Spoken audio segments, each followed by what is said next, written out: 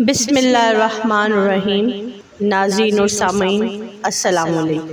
مصر کے فرعون قدیم مصر کے بادشاہ تھے جو تقریباً 3100 قبل مسیح سے 30 قبل مسیح تک حکومت کرتے رہے۔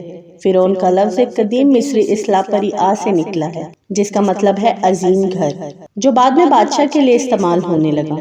فرعون کو مصر کا اعلیٰ ترین حکمران اور دیوتا تصور کیا جاتا تھا۔ وہ حکومت کے سربراہ ہونے کے ساتھ ساتھ فوج کے سپہ سالار اور مذہبی پیشوا بھی تھے۔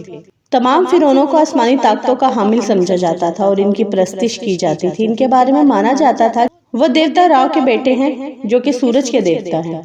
فرعون خوفو عظیم حرم کے بانی جنہوں نے غزہ کے عظیم اہرام تعمیر کیے۔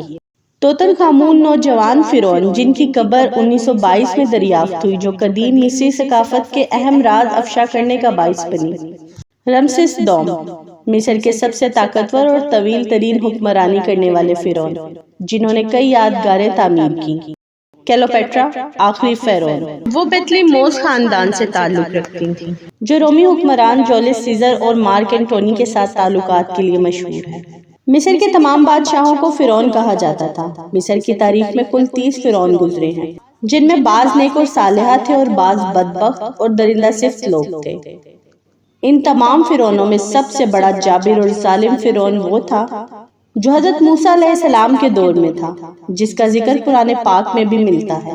اس فرعون نے خدائی کا دعویٰ کیا تھا اور وہ مسلمانوں پر بہت ظلم و ستم بھی کیا کرتا تھا۔ کیا آپ کو معلوم ہے کہ مصر کے فرعونوں کو کیسے دفن کیا جاتا تھا اور وہ اپنی لاشوں کے ساتھ ایسا کیا کرتے تھے کہ ہزاروں سال گزرنے کے باوجود بھی ان کی لاشیں آج تک محفوظ ہیں؟ مصر کی قوم میں اگر کوئی بادشاہ مرتا تو اس مرنے والے بادشاہ کو ایک خاص طریقے سے دفن کیا جاتا تھا۔ اس مرنے والے بادشاہ کی لاش کو حنوط کر کے یعنی ایک خاص قسم کا مسالہ لگا کر دفن کیا جاتا تھا، جس کی وجہ سے فرعونوں کی لاشیں گلنے سڑنے سے محفوظ رہتی تھیں۔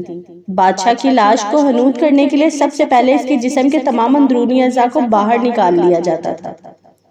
بادشاہ کی لاش کو حنوط کرنے کے لیے صرف آنکھیں اور دل چھوڑ کر اس کے جسم سے تمام اندرونی اعضاء کو باہر نکال لیا جاتا تھا۔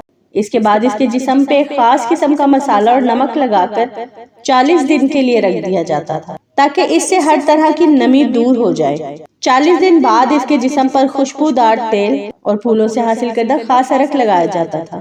خوشبودار عرق لگانے کے بعد اس کے جسم کو کپڑوں کی پٹیوں سے لپیٹ دیا جاتا تھا۔ کپڑوں کی پٹیوں کو مضبوطی سے جوڑے رکھنے کے لیے ان پٹیوں کے اوپر ایک لیس دار مادہ لگایا جاتا تھا۔ اس کے بعد اس جسم کو ایک صندوق میں رکھ کر اس صندوق کو بند کر دیا جاتا تھا، لیکن بعض دفعہ صندوق میں حنوط شدہ انسانی جسم کے ساتھ حنوط شدہ پرندوں کے جسم بھی رکھ دیے جاتے تھے۔ صندوق کو بند کرنے کے بعد اس صندوق پر مرنے والے شخص کی تصویر بنا دی جاتی تھی۔ صندوق کو مختلف رنگوں سے سجایا جاتا تھا۔ مصر کے لوگ اپنے مرنے والے بادشاہ کی لاش کو ایک خاص کمرے میں دفن کیا کرتے تھے، یہاں تک کہ بادشاہ کی زندگی میں استعمال ہونے والا سارا سامان اس کے مقبرے میں ہی دفن کیا جاتا تھا، اور اس کے ساتھ ساتھ اس مرنے والے بادشاہ کی زندگی کے تمام تر حالات اس کمرے کی دیواروں پر ایک تحریر کی صورت میں لکھ دیے جاتے تھے۔ یہ سب کچھ مصر کی قوم اس وجہ سے کرتی تھی کیونکہ ان کا عقیدہ تھا کہ یہ مرنے والے لوگ دوبارہ اس دنیا میں ضرور آئیں گے۔ یہاں آپ کو یہ بھی بتاتے چلیں کہ مصر میں صرف بادشاہوں کی لاشوں کو ہی حنوط نہیں کیا جاتا تھا، بلکہ بہت سے امیر لوگ بھی اپنے پیاروں کی لاشوں کو حنوط کرواتے تھے۔ اس کام کو سر انجام دینے کے لیے مخصوص لوگ تیار کیے جاتے تھے جن کی حنوط کردہ لاشیں ہزاروں سال گزرنے کے بعد بھی آج بھی مصر کے عجائب گھروں میں محفوظ ہیں۔ مصر کے لوگ انسانوں کی لاشوں کو حنوط کرنے کے ساتھ ساتھ جانوروں کی لاشوں کو بھی حنوط کرتے تھے۔